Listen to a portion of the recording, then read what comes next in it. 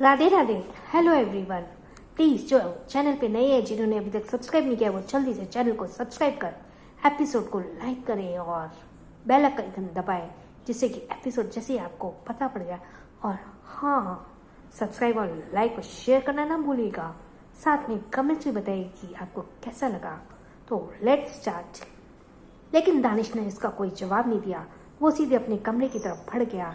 रोहित और नमन दोनों एक दूसरे को देखने लगे और नमन ने गुस्से के साथ कहा, अगर मैंने कॉन्ट्रैक्ट साइन ना किया होता ना, तो अभी की अभी मैं इस नौकरी को छोड़ देता और जाकर अपनी अंतरा को ढूंढता और उसके साथ कहीं दूर जाकर अपनी जिंदगी बिताता।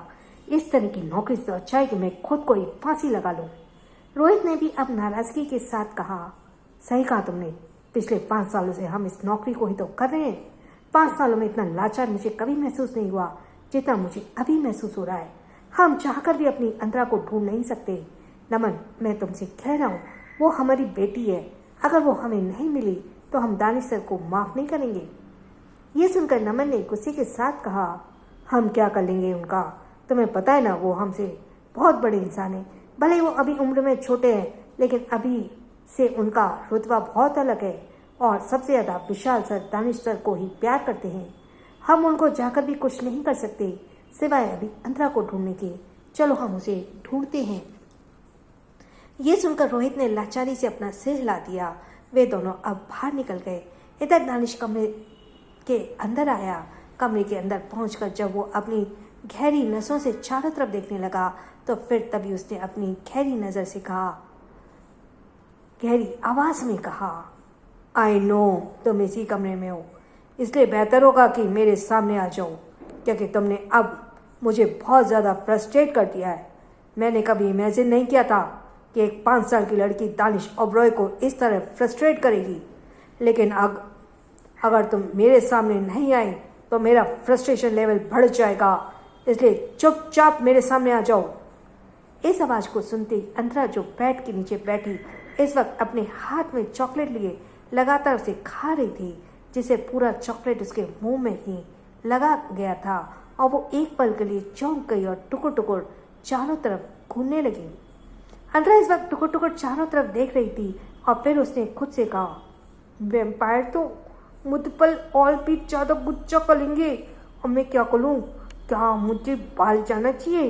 नहीं, अगर मैं बाल गई तो वो पीछे मुझे सजा देंगे। मैं यहीं पर लूँगी, वो मुझे तूल ही नहीं पाएंगे। ये कहकर वो वापस से चॉकलेट खाने में बिजी हो गई। उसे दुनियादारी या दानिश से बिल्कुल भी कोई परवाह नहीं थी और वो बस आराम से चॉकलेट खाने लगी। लेकिन बाहर दानिश गुस्से से उबल रहा था। अब वो चिल्लाते हुए बोला, बस बहुत हो गया तुम्हारा नाटक। अगर तुम बाहर नहीं निकली तो जहाँ तुम हो वहाँ मैं खुद आ जाऊँगा और फिर तुम्हें मैं छोड़ूंगा नहीं। अचानक से अंतरा को खांसी आने लगी, क्योंकि दानिश काफ़ी गुस्से से चिल्ला रहा था। अंतरा ने जब थोड़ा डरते हुए मासूमियत से साथ कहा, मुझे तो अब सच में बहुत डर लग रहा है। कहीं वैम्पायर ने मुझे मारा तो चाची लीना आंटी मुझे मारती थी, मुझे बहुत ज़्यादा दर्द करता था। नहीं, अगर उन्होंने मुझे मारा तो मैं उन्हें भी पंच कर दूंगी, पर वो मुझे बहुत बड़े हैं, मैं तो उनके हाइट भी नहीं हूँ। और मैं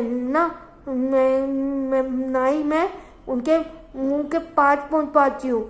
मैं तो छोटी सी हूँ ना, मैंने सिर्फ उनके पैर तक ही पहुँच पाती हूँ। तभी उसके दिमाग में कुछ आया और उसने खुद से कहा, मैं उनके पैर से लिपट जाऊंगी और उनके पैर में पंच करूंगी। हाँ, मुझे यही करना चाहिए। यह कहते हुए वह फिर से खुद को हिम्मत देने लगी। लेकिन अब दानिश की हिम्मत जवाब दे चुकी थी। वो गुस्से के साथ अब सीधे बेड की तरफ बढ़ते हुए बोला, आई नो तुम यहाँ कहाँ हो, लेकिन शायद तुम्हारे अंदर मेरा डर नहीं है। कोई बात नहीं, जो कुछ भी होगा उसके बाद तुम मुझसे ज़रूर डरने लगोगी। अब अंतरा को दानिश के पैर खुद के करीब आते हुए दिखाई देने लगे। अब उसके हाथ में जो चॉकलेट थी वो बहुत जल्दी खाने लगी। फिर वो खुद से बोली, पहले मैं अपनी चॉकलेट ख़त्म कर लूँगी, वरना वैम्पायर मिली चॉकलेट खा लेंगे। उनके बाद मैं उन्हें पंच करूँगी, फिर मुझे एनर्जी मिल जाएगी। ये कहते हुए वो जल्दी चॉकलेट खाने लगी। लेकिन तभी एक हाथ उस बेड के अंदर आया और उसके छोटे से पैर को खींचते हुए उसे सीधे बेड से बाहर खींच लिया। अंदर जोर से चलाई, मुझे मत मारो, मुझे चॉकलेट खाने दो, मुझे चॉकलेट खाने दो। ये कहते हुए वह जोर जोर से अपने हाथ पैर हवा में चलाने लगी। तो वहीं दानिश, जिसने उसे बाहर खींचा था, वो नीचे झुककर गुस्से से उसके चेहरे को कसकर पकड़ते हुए बोला, तुमने क्या समझ रखा है मुझे? दानिश के चेहरे पर पकड़कर देने से अंतरा को बहुत दर्द महसूस हुआ। छोटी सी अंतरा दर्द में करा रही थी और वो जल्दी से बोली, मुझे दल उलाए, प्लीज चोली मत दे, मुझे दल उलाए, प्लीज चोल दीजिए ना मुझे। लेकिन दानिश ने अब उसके दांत पीसकर कहा, अपने दांत पीसकर? क्या तुमने मुझे बेवकूफ़ समझ रखा है? तुम अपने तरीके से मुझे भड़काने की कोशिश करोगी और मैं सिर्फ नाचूंगा? यूं तुम्हें तो मैं। ये कहते हुए वो आसपास देखने लगा और फिर अपनी जगह से उठकर सीधे ड्रॉ की तरफ जाने लगा। अंतरा की बड़ी बड़ी आंखों में आंसू आ गए। दानिश ने उसे बहुत गुस्से के साथ चिन से पकड़ रखा था और वो उसके साथ बहुत ज़्यादा हार्श था, इसलिए अंतरा को ना चाहते हुए भी डर लगने लगा। वो अपने कदम पीछे लेने लगी और बोली, मुझे जाने दो, मैंने आपसे पहले ही कहा था कि मुझे यहाँ पर नहीं लेना, पर आपने मेरे लिए एक बार नहीं चुनी, इसलिए मैंने ये सब कुछ किया। ये कहकर वो अपने पैर पीछे लेने लगी, लेकिन उसके हाथ में जो अभी भी चॉकलेट बची हुई थी वो खाने से पीछे नहीं रही थी। वो अभी भी लगातार चॉकलेट को मुंह में भरे ही जा रही थी। तभी दानिश ने ड्रॉ खोला और उसने रोप निकाला। उस रोप में वो सीधे उसकी तरफ लेकर भरने हुए बोला, अब तुम्हें सारी रात इसी तरह रहना होगा, तब तुम्हें समझ आएगा कि मुझे अंडर एस्टिमेट करने का क्या अंजाम होता है। उसके हाथ में वो रस्सी देखी वो अपनी आंखें बड़ी करते हुए बोली, ये आप क्या करोगे इच्चे? क्या आप इच्चे मेरे लिए झूला बनाओगे जैसे प्रतिमा आंटी बनाती थी?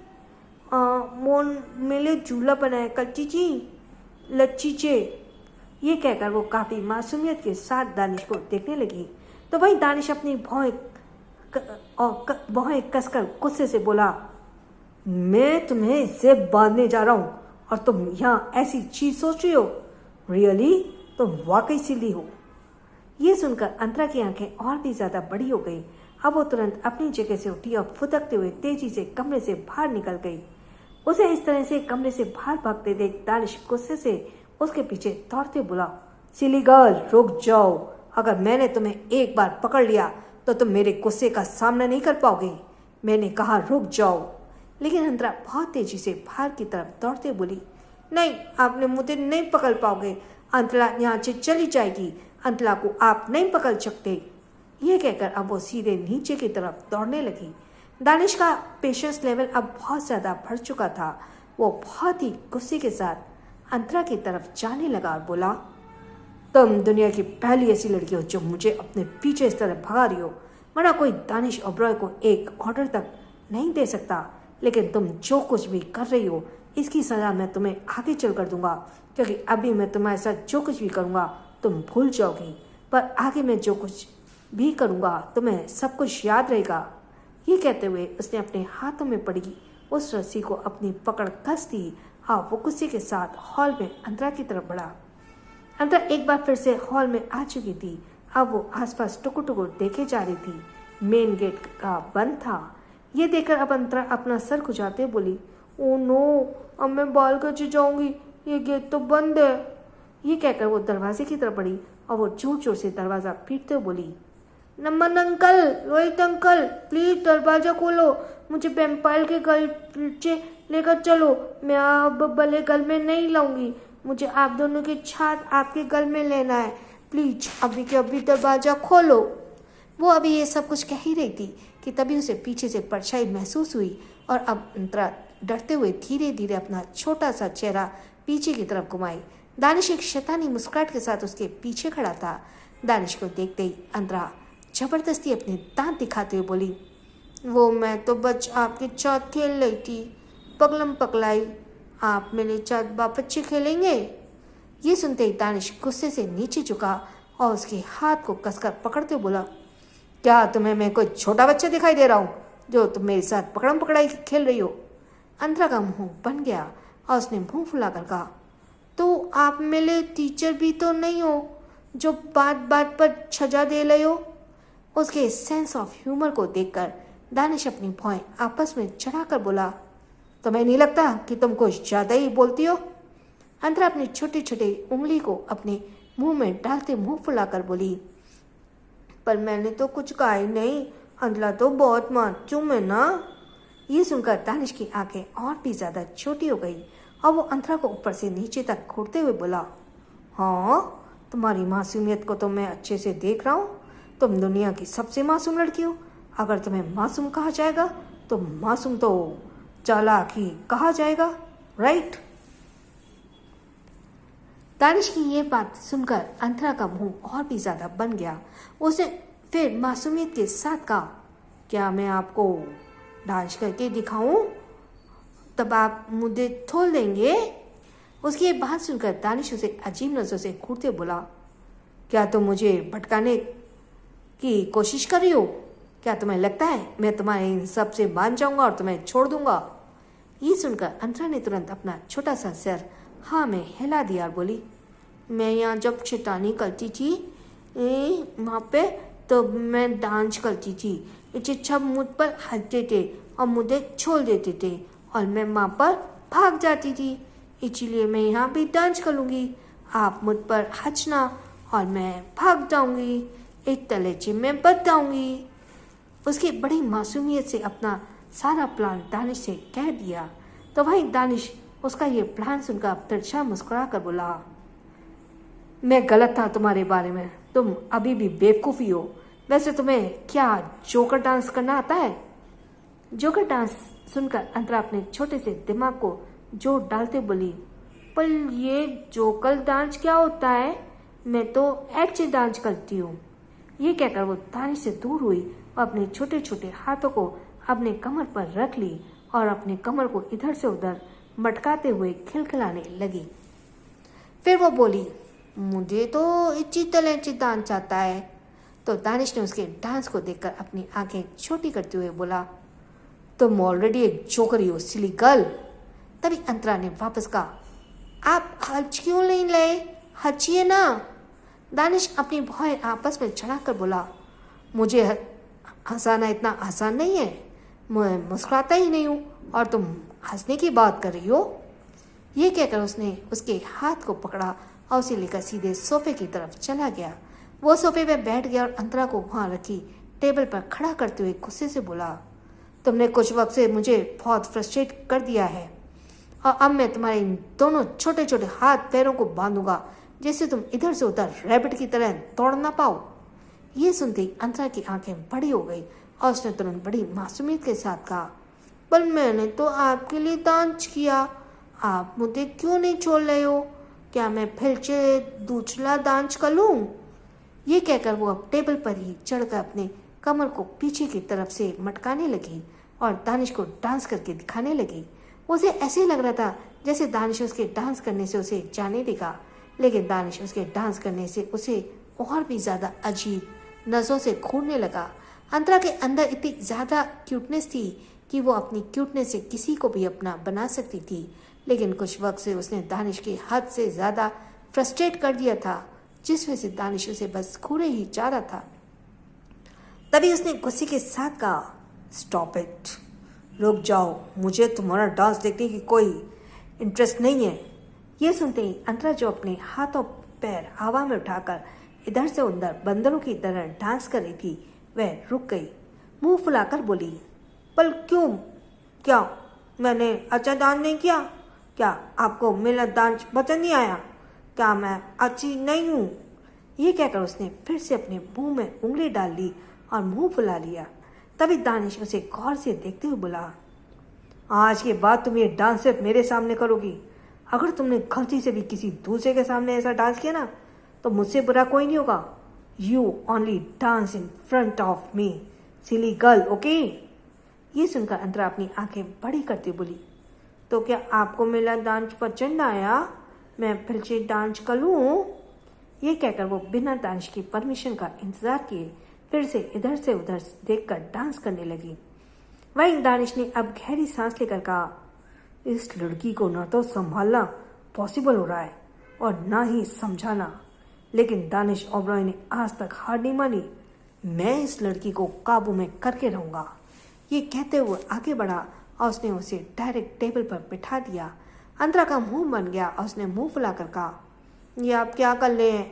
चलिए ना, मैं तो डांस कर रही हूँ। लेकिन दानिश ने गुस्से के साथ अब उसके हाथ पैर को बांधना शुरू कर दिया। अपने हाथ पैर को बंधे देखकर अंतरा की आंखें फिर से फैलने लगी।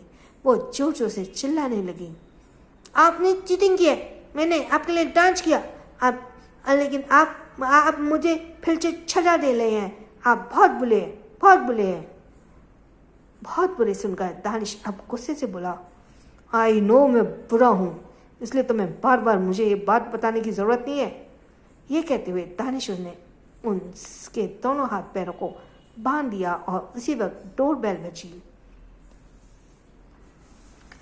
डोरबेल की आवाज़ सुनकर दानिश रुक गया और वो गुस्से से डोर की तरफ घूरते बोला, इस वक्त कौन आया होगा? और फिर तभी अंतरा भी जल्दी से चिल्लाते बोली, बचाओ मुझे, वैम्पायर से बचाओ। उसकी यह आवाज़ सुनकर दानिश उसे गुस्से से देखते हुए बोला, जस्ट शट अप। अगर तुमने एक शब्द भी अपने मुंह से निकाला तो मैं तुम्हारे मुंह को ही। कहते कहते हुए गुस्से से दांत पीसने लगा तो वो अंतरा का मुंह भी फूल गया। अंतरा ने अपना मुंह फुलाकर आंखें बंद करते हुए बोली, जाओ, अब अंतरा आपको नहीं देखेगी, क्योंकि आप बुले और जो बुला होता है उसे अंतरा नहीं देखती। अंतरा सिर्फ अच्छे लोगों को देखती है। उसकी ये बात सुनकर दानिश की भुआएं चढ़ गईं। वो उसे घूरते हुए बोला, तुम्हें क्या लगता है मुझे शौक है? तुम मुझे देखो। ये सुनकर अंतरा ने अपनी आंखें बंद किए ही मुंह फुलाते हुए बोली, पर अंतरा को तो शौक है ना आपको देखने का, पर अंतरा आपको नहीं देखेगी। हाँ। ये सुनकर दानिश के भाव बदल गए। वो उसे अजीब नजर से घूरते बोला, व्हाट डिड यू से? क्या कहा तुमने? क्या तुम मुझे देखने का शौक रखते हो? अंतरा को समझ तो नहीं आ रहा था, लेकिन उसे जो समझ आ रहा था इस वक्त वो सिर्फ वही बोल रही थी। उसने वापस अपना छोटा सा सर जल्दी से हाँ में हिला दिया। ये देखकर दानिश उसके चेहरे के नज़दीक झुकने लगा। अंतरा अपनी आंखें अभी भी बंद किए हुए थी। दानिश के चेहरे के बेहद नज़दीक आया और वो उसके छोटे से चेहरे को, फेशियल फीचर्स को काफ़ी गौर से देखने लगा। अंतरा बहुत ही ज़्यादा क्यूट दिख रही थी, लेकिन उसके फेशियल फीचर्स ऐसे थे जैसे कि वो किसी राजा महाराजाओं के घर की हो। दानिश उसे काफ़ी गौर से देख रहा था। फिर तभी अचानक से अंतरा ने अपनी आंखें खोल दी। आंखें खुलते ही अंतरा की आंखों के सामने दानिश का चेहरा था, जिसे देखकर वह जोर से चिल्लाई, भूत बचाओ, भूत। ये सुन अब दानिश उसके माथे पर अपनी एक उंगली से मारते हुए गुस्से से बोला, सिली गर्ल, ये मैं हूँ, कोई भूत नहीं। अंतरा जल्दी से अपना छोटा सा सिर ऊपर नीचे करते हुए बोली, आप इतने नज़दीक क्यों थे? मुझे लगा जैसे मैंने कोई भूत को देख लिया है। आप बहुत डरावने लिखते हो ना, मैं अब आपको नहीं देखूंगी। ये कहकर उसने फिर से अपना मुंह फेर लिया। दानिश उसके मुंह से खुद के लिए डरावना सुनकर गुस्से से दांत पीसने लगा, बोला, तुम पहली ऐसी लड़की हो जो मेरे मुंह पर मुझे ऐसे इंसल्ट कर रही है, वरना कोई मुझसे बात करने को भी हिम्मत नहीं करता। यह सुनकर अंतरा ने अकड़ में कहा, पर मैं तो चुपचाप बात कर लेती हूँ। अगर कोई मुझसे बात नहीं करता तभी मैं उससे जबरदस्ती बात कर लेती हूँ, क्योंकि अंतरा बहुत ही मासूम और अच्छी है। दानिश उसे अजीब नजर से घूर कर बोला, ये पहली लड़की है जो खुद को इतनी तारीफ कर रही है। ये कहकर वो अभी जगह से खड़ा हुआ था कि फिर से डोरबेल बजी। अब डोरबेल की आवाज़ सुनकर दानिश गुस्से से बोला, what the hell is this? ये कहते हुए गुस्से से सीधे गेट की तरफ भड़क गया, लेकिन उसने जैसे ही दरवाज़ा खोला, सामने रोहित और नमन खड़े थे। रोहित नमन को देखते ही उसने गुस्से से अपने हाथों की मुट्ठियाँ बना ली और बोला, अंकल, आप दोनों को क्या बार बार डोरबेल बजा रहे हो थे? तभी रोहित ने बहुत ज़्यादा घबराते हुए कहा, हमें अंतरा नहीं मिल रही है। दानिश सर, प्लीज़ कुछ तो कीजिए। एक आप ही जो उसे ढूंढ सकते हैं। प्लीज़ दानिश सर, हम वादा करते हैं हम कभी उसकी परछाई भी आपके ऊपर नहीं पड़ने देंगे। प्लीज़ दानिश सर, हमने आज तक आपके लिए जो कुछ भी किया है कम से कम उसी का एहसान चुका दीजिए हमें हमारी अंतरा को ढूंढ कर। लेकिन अभी रोहित और नमन ये सब कह ही रहे थे कि तभी उनके कानों में आवाज आई, पर पाली अंतला तो यहाँ पले। अंतरा की आवाज को सुनते ही रोहित और नमन शॉक्ड हो गए और वो तुरंत सोफे की तरफ देखने लगे, जहां पर इस वक्त छोटी सी अंतरा अपने दोनों बंधे हुए छोटे छोटे हाथ पैर को फैलाते हुए और मुंह फुलाते हुए बैठी हुई थी। अंतरा को वहां उस हालत में देखकर नमन और रोहित दोनों शॉक्ड हो गए। रोहित ने हैरानी से कहा, अंतरा तुम यहाँ कैसे आई और तुम्हें हाथ पैर को किसने बांध दिए? ये कहकर रोहित जैसी अंतरा की तरफ बढ़ने के लिए आगे बढ़ा, उसी वक्त दानिश रोहित के सामने आकर खड़ा हो गया और गुस्से से बोला, उसके पास कोई नहीं जाएगा। ये सुनते ही नमन ने नासमझी में कहा, लेकिन क्यों सर? और वो कहाँ थी अभी तक और उसके हाथ पैर को किसने बांधा? कहीं उसका किसी ने किडनैप तो नहीं कर लिया था? आप उसे अभी के अभी बचा कर लाए हो? तभी अंतरा ने मुंह फुलाकर कहा, इन्होंने मुझे बांधा है। ये कहकर खुद उसकी तरफ अपनी छोटी सी उंगली से इशारा करने लगी। जैसे ही नमन रोहित ने यह सुना वो और भी ज्यादा हैरान हो गए और हैरानी से बोले, व्हाट? ये तुम क्या कह रही हो? ये कहते हुए तुरंत दानिश को देखने लगे तो वही दानिश बिना किसी भाव के बोला, वो बिल्कुल ठीक कह रही है, मैंने उसे बांधा है और कोई भी उसके पास नहीं जाएगा जब तक कि मैं इजाज़त नहीं दे देता। अब नमन को बहुत ज़्यादा गुस्सा आया। उसने गुस्से के साथ कहा, दानिश सर मुझे माफ़ कर दीजिए, लेकिन आपने बहुत गलत किया है। एक छोटी सी बच्ची को इस तरह से बांध कर रखना और उसे बात बात पर सजा देना कोई जायज़ बात नहीं है। वो अभी बहुत मासूम है और भोली है, आप उसे इस तरह। तभी वहाँ दानिश के हंसने की जोर जोर से आवाज़ सुनाई देने लगी। सभी दानिश को नासमझी में देखने लगे। वो वहीं अंतरा ने और भी ज़्यादा मुंह फुला लिया और बोला, बुद्धू कहीं के। तभी दानिश ने अंतरा को घूरते हुए हंसकर कहा, what? She is an innocent girl.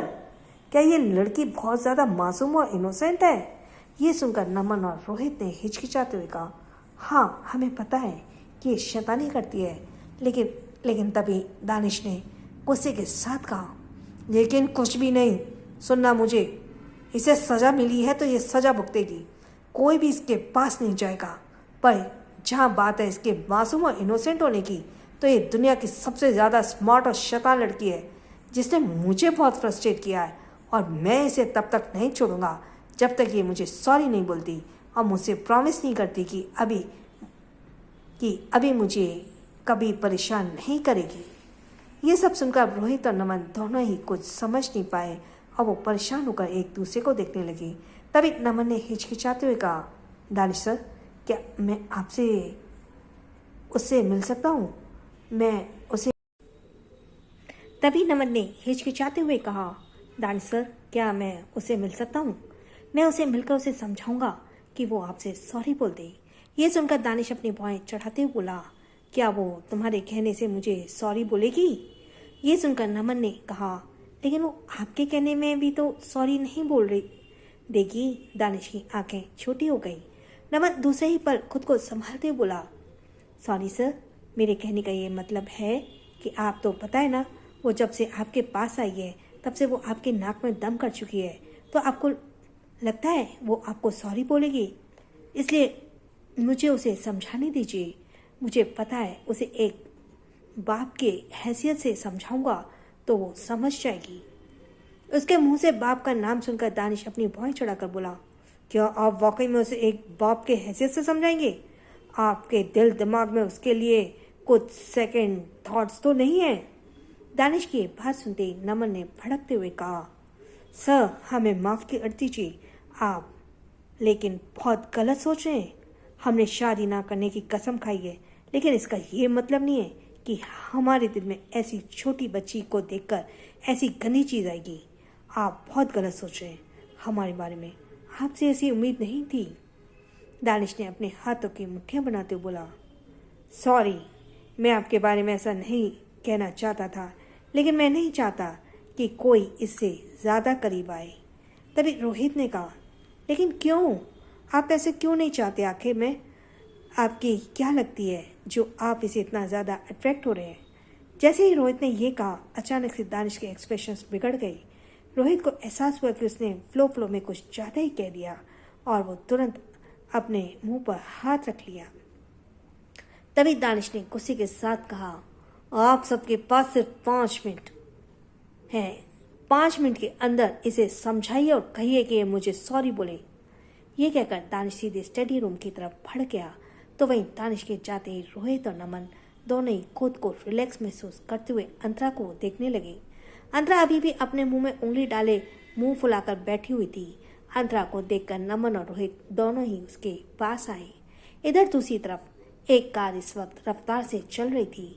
ध्रुव दृश्यम को लेकर कार में था। ध्रुव के हाथ में इस वक्त एक लैपटॉप थी। वो लैपटॉप पर कुछ काम कर रहा था, लेकिन दृश्यम की आंखों में चमक थी और वो बार बार ध्रुव से पूछ रहा था कि वो अंतरा के पास कब तक पहुंचेंगे। लेकिन ध्रुव उसे बस एक ही जवाब दे रहा था कि बस थोड़ी देर में।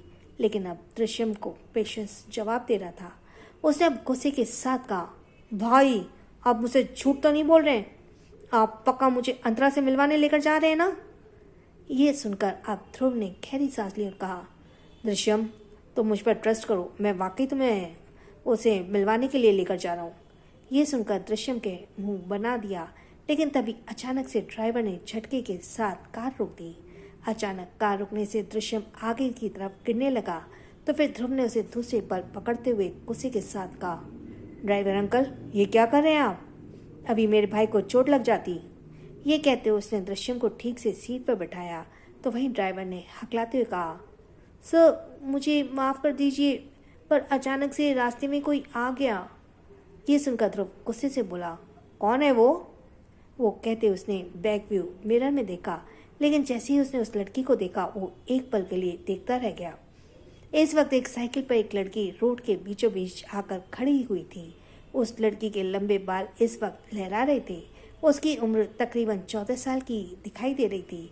उसने स्कूल ड्रेस पहन रखा था, जिसे पता चल रहा था कि वो इस वक्त स्कूल जा रही थी और वो स्कूल से वापस लौट रही थी। ध्रुव उसे बस बैकव्यू मिरर से देख रहा था। वो लड़की काफ़ी खूबसूरत लग रही थी, लेकिन इस वक्त उसके चेहरे पर डर था और वो डरते हुए उसके ही कार को देख रही थी।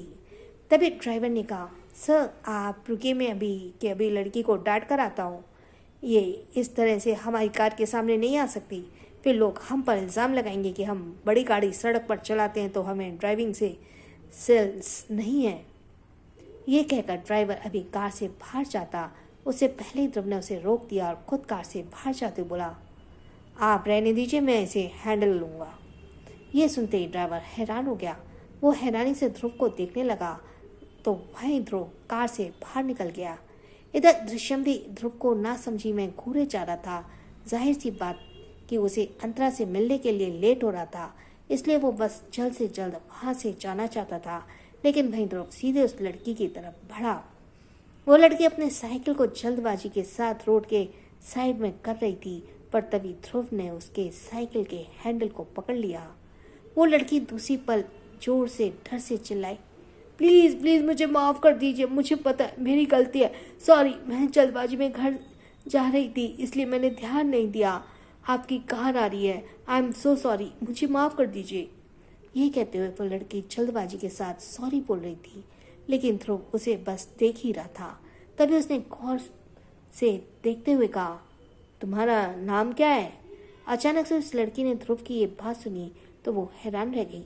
उसे समझ नहीं आया कि सामने खड़ा वो हैंडसम लेकिन अमीर इंसान अचानक से उसका नाम क्यों पूछ रहा था। उसने ना समझी कर कहा, सॉरी, पर मैं आपको अपना नाम नहीं बताऊंगी, मैं तो आपको जानती भी नहीं हूँ।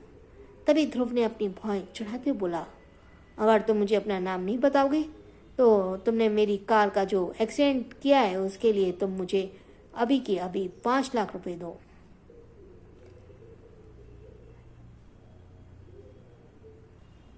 यूनिट 100,000 5 लाख। उसने नाम के बदले 5 लाख रुपए सुनकर उसे लड़की के पैरों तले जमीन खिसक गई और उसने दूसरे पल हकलाते अपना नाम उगल दिया, ध्रुवी भारद्वाज नाम है मेरा। ये सुन ध्रुव के चेहरे के भाव बदल गए। ध्रुव ने जैसे ही ध्रुवी भारद्वाज नाम सुना वो उसे बस एक टक देखता रह गया। तो वहीं ध्रुवी इस वक्त बहुत बहुत ज़्यादा डर रही थी। वो हिचकिचाते हुए बोली, देखिए sir, I am so sorry, मैंने जानबूझकर ऐसा नहीं किया। प्लीज़, मैंने अब आपको अपना नाम बता दिया है। अब आप प्लीज़ मुझे 5 लाख देने के लिए मत कहिएगा। आई एम सो सॉरी, मैंने इतना नहीं अफोर्ड कर सकती। मैं तो एक नॉर्मल से मिडिल क्लास घर की हूँ। ये कहकर वो हड़बड़ी के साथ अपनी साइकिल लेकर साइड में जाने लगी, तो वहीं ध्रुव अभी भी उसे बस सुन रहा था।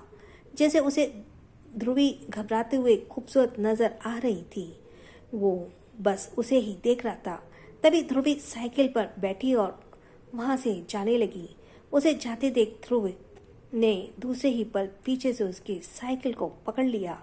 ये देखते ही ध्रुवी एकदम से रुक गई और डरते हुए बोली, क्या हुआ सर? अब क्या हुआ? आपने तो कहा कि मैं जा सकती हूँ।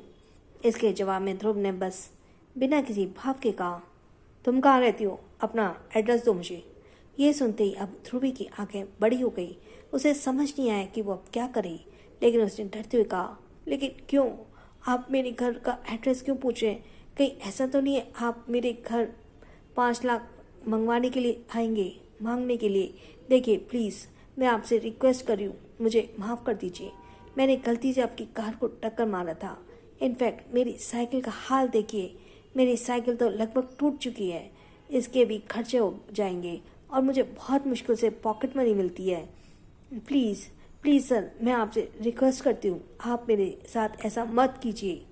उसकी ऐसी बातें सुनकर ध्रुव मैं अब मुस्कुराते हुए कहा, जब तक तुम मुझे अपने घर का एड्रेस नहीं बताओगी तब तक मैं तुम्हें नहीं जाने दूंगा, फिर चाहे तुम मेरे आगे कितना भी रिक्वेस्ट कर लो।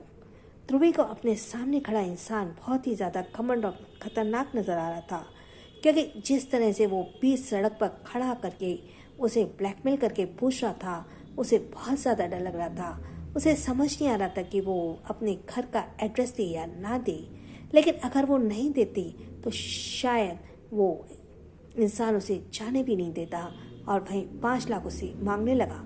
ये सब कुछ सोचते हुए ध्रुवी ने तुरंत हकलाते हुए कहा, मैं आपको अपने घर का एड्रेस दे रही हूँ, लेकिन प्रॉमिस कीजिए उसके बाद आप मुझे जाने देंगे और आप मेरे घर पर कुछ भी नहीं करेंगे।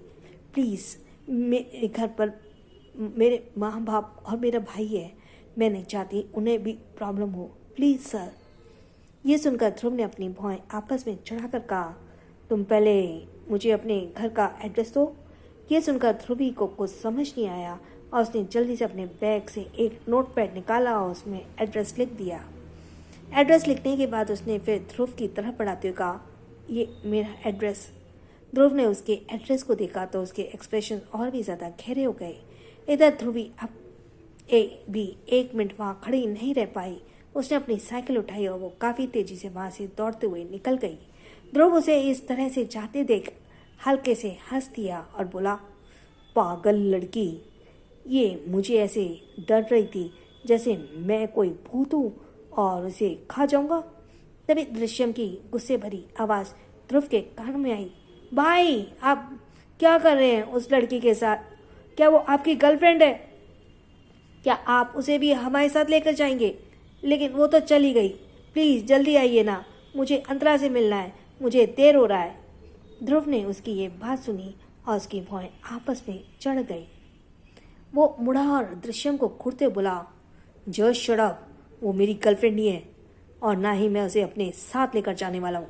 ये सुनकर दृश्यम ने मुंह बनाकर कहा, तो फिर आप उसे इतना बातें क्यों कर रहे हैं?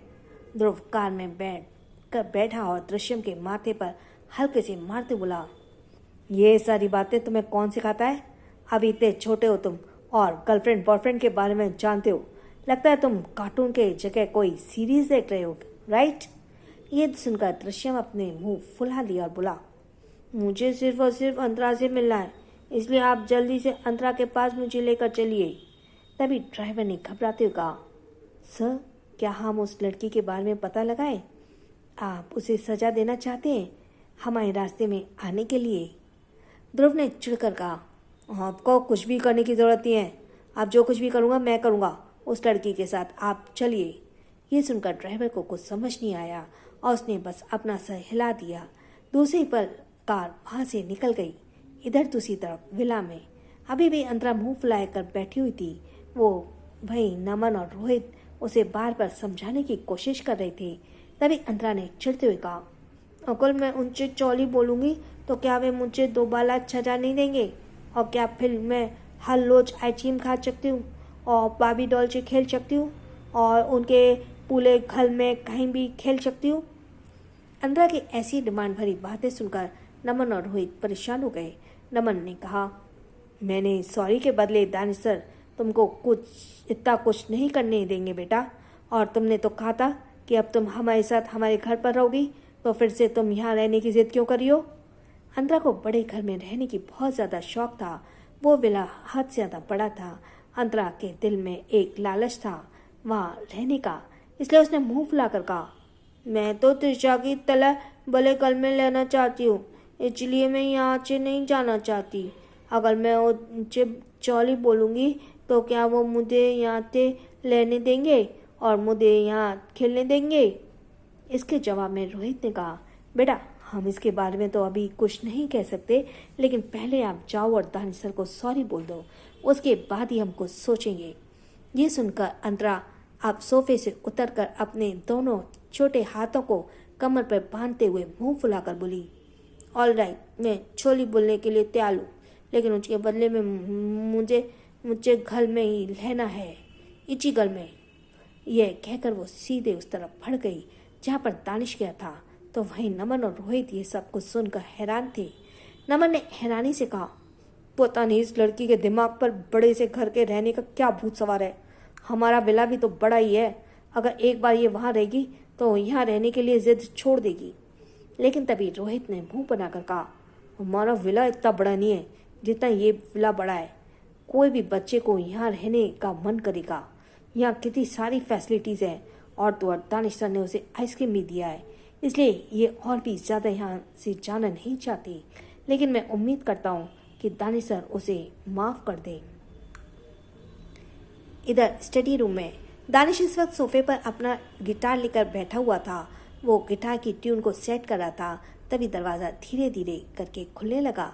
दानिश की भौहें तन गई और उसने खुशी के साथ कहा, नमन अंकल, रोहित अंकल, आप सब नॉक नहीं कर सकते अंदर आने से पहले? लेकिन वो ये कह ही रहा था कि तभी उसकी नज़र छोटी सी परछाई पर गई और उसकी भौहें आपस में चढ़ गईं। इस वक्त गेट पर अंतरा खड़ी थी और वो टुकुर टुकुर चारों तरफ देख रही थी। दानिश उसे देखकर तिरछा मुस्कुराया बोला, तो तुम फाइनली आ ही गई मुझसे सॉरी बोलने। अंतरा धीरे धीरे करके आई और अपना छोटा सा सर हाँ में हिला दिया।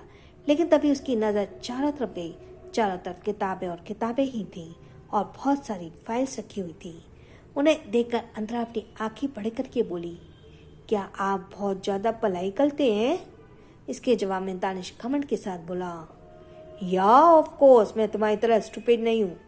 ये सुनकर अंतरा ने मुंह बनाकर कहा, लेकिन मैं कहाँ स्टूपिड हूँ, मैं भी पढ़ाई करती हूँ, बस मैं कभी फर्क नहीं आ पाती और अपनी क्लास में। यह सुनकर दानिश अंतरा को हैरानी से घूरने लगा, क्योंकि अंतरा इस बात को ऐसे बता रही थी जैसे कि वो कितनी ज़्यादा महान काम कर चुकी है। दानिश उसे घूरने लगा। फिर तभी अंतरा की नज़र दानिश के हाथ पर मौजूद गिटार पर गई। गिटार को देखते ही अंतरा की आंखों में चमक आ गया। वो भूल चुकी थी कि वो वहाँ पर सॉरी बोलने आई है, बल्कि अब वो गिटार की तरफ दौड़ी। उसे अपनी तरफ आती देख दानिश की भौहें चढ़ गईं। उसने चिढ़कर कहा, ये क्या कर रही हो तुम यहाँ जिस काम के लिए आई हो तुम्हें सिर्फ इतना ही करना चाहिए और यहाँ से चले जाना चाहिए। ये मेरा पर्सनल स्पेस है, यहाँ मैं किसी को आने नहीं देता। लेकिन अंतरा को दानिश की बातों से कोई लेना देना नहीं था। वो डायरेक्ट गिटार के पास आई और दानिश के से झटके से गिटार को छीनते हुए बोली, मैं इसे बताऊंगी, मैंने टीवी में देखा है इसे कैसे बजाते हैं और फिर मैं डांस करूंगी। दानिश ने अचानक से जब उसके हाथ से गिटार देखा और अपने हाथ से गिटार को छूटते देखा तो उसके एक्सप्रेशंस बदल गए। वो गिटार काफ़ी बड़ा था और अंतरा के छीनने से अंतरा उसे संभाल नहीं पाई और गिटार से सीधे जमीन पर धड़ाम से जा गिरी। गिटार उसके मुंह पर था और जो जमीन पर अपने छोटे छोटे हाथ पैर को फैलाकर लेट चुकी थी, और वहीं दानिश उसकी इस हालत को देखकर गहरी सांस ले लिया। लेकिन अंतरा भी जोर जोर से चिल्लाते बोली, ये बहुत भारी है, इसे मेरे ऊपर से हटाओ, मैं अब चला खराब हो जाएगा, प्लीज इसे जल्दी से हटाओ। दानिश ने उसकी इस बात को सुनकर अपनी भौहें चढ़ा ली और बोला, किसने कहा था तुमसे मेरा गिटार को इस तरह छीनने को? अब तुमने इसे इस तरह लिया है तो इसी तरह तुम्हें सजा भी मिलेगी। ये कहते हुए वो इस तरह उसे घूरने लगा। इस वक्त अंतरा किसी ऑक्टोपस की तरह इधर उधर छटपटा रही थी, लेकिन वो जमीन पर इस तरह छटपटाते हुए काफी ज्यादा क्यूट लग रही थी। दानिश कुछ सेकंड तक उसे घूरता रहा उसी तरह, और फिर उसके चेहरे पे हल्की सी मुस्कुराहट आ गई। अंतरा का छोटा सा चेहरा इस वक्त गिटार के दबा हुआ था। तभी अंतरा ने गुस्से के साथ चिल्लाते हुए कहा, अगर आपने अपने इस बुलेचे गिटार को मुझसे नहीं हटाया ना तो मैं तोल दूंगी। अंतरा की ये बात सुनते ही दानिश के चेहरे पर वो हल्की सी मुस्कुराहट भी गायब हो गई, और दूसरे पल उसने गुस्से के साथ कहा, अगर तुमने इस गिटार को तोड़ने की बात गलती से भी दोबारा कही ना तो मैं तुम्हें तोड़ दूंगा, क्योंकि ये गिटार मेरे लिए बहुत इंपॉर्टेंट है और मायने रखता है। इसी के साथ में वो नीचे झुका और उसने इस गिटार को अपने हाथों में ले लिया और उसे सीधे उसकी जगह पर ले जाकर ने लगा, और गिटार के हटते ही अंतरा जल्दी सांस लेने लगी। दूसरे पल वो चिल्लाते बोली, आप बोले आपने अपने गिटार को उठाया लेकिन प्याली अंतरा को नहीं। ये सुनकर दानिश की भौहें सिकुड़ गई। वो चलते हुए रुका और अंतरा की तरफ मुड़ते हुए बोला, मैं तुम्हें क्यों उठाऊं? तुम क्या हो मेरी? तुम मेरे लिए मायने नहीं रखती, मेरे लिए ये गिटार मायने रखता है। ये सुनते ही अंतरा का मुंह बड़ा सा फूल गया और वो चिढ़कर बोली, मैं अब आपसे छोले भी नहीं बोलूंगी। ये कहकर वो अपनी जगह से उठी और वहां से फुदकते हुए बाहर जाने लगी। तो वहीं दानिश ने उसकी ये बात सुन अपने दांतों को पीस लिया और कहा, ये लड़की जब तक मुझे फ्रस्ट्रेट नहीं कर देती तब तक इसे चैन नहीं मिलता। ये कहते हुए उसने गिटार को उसकी जगह पर रखा और सीधी अंतरा के पीछे जाते बोला, हे स्टॉप इट, सॉरी बोला मुझसे। जब तक तुम मुझे सॉरी नहीं बोलती मैं तुम्हें ऐसे कहीं नहीं जाने दूंगा, सॉरी बोलो मुझे। ये कहते हुए अंतरा के पीछे जाने लगा। तो वहीं अंतरा अब एक बार फिर से दानिश को परेशान करते हुए इधर से उधर दौड़ने लगी। क्या बोलेगी अंतरा सॉरी दानिश से? आपको क्या लगता है कमेंट बॉक्स में ज़रूर बताना। और आपसे रिक्वेस्ट है कि आप लाइक नहीं करते हैं, आप सुनते हैं, प्लीज़ इसको लाइक कीजिए, शेयर कीजिए, कमेंट कीजिए, सब्सक्राइब कीजिए। जब भी मेरे को आगे जल्दी एपिसोड डालने का मन करेगा तो आपका सुनने का मन करता है, तो मेरा भी तो थोड़ा सा कहीं ना कहीं मन करता है ना, उसको आप पूरा कीजिए। ना आपका कोई वक्त लगता है ना कोई एक्सपेंसेस लगते हैं, सिर्फ लाइक शेयर सब्सक्राइब में कमेंट भी बताइएगा। So thanks for listening. छोटों को प्यार, बड़ों को सम्मान। राधे राधे।